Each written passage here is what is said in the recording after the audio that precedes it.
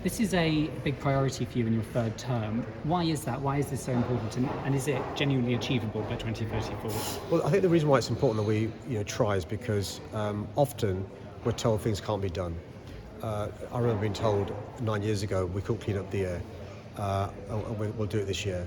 But when I see and read stories about sewage being discharged, runoff from the roads into the drains and then to the rivers and streams, when I hear stories about the number of species in the River Thames, whether it's fish or the birds that rely upon the habitat in the Thames being reduced over the decades, but also when I'm told that there are certain communities in London, whether they're black, Asian, minority ethnic, whether they're poor Londoners, who haven't got access to the wildlife and river. I think it's an issue of social justice and environmental justice. So what you've got today is a coming together of all the key individuals and groups.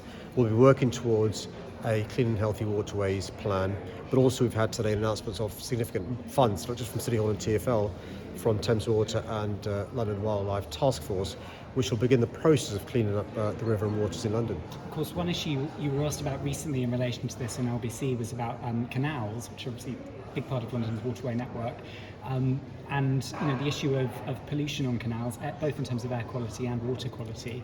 Does there need to be a RULEZ, a river ULEZ, when it comes to enforcing basic standards on the rivers? Well, I think we've got to see what the causes are of the pollution in the river. Sometimes they are, canal boats or other boats that are diesel and so forth.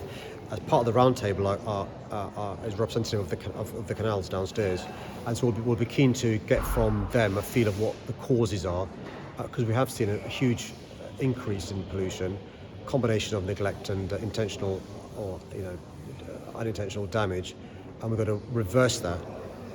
And so we'll look at all sorts of policies. I don't want to be prescriptive about what the plan's going to say, but this plan will take some months to come together, because it will need to take on board the views of a lot of people, what's realistic and doable.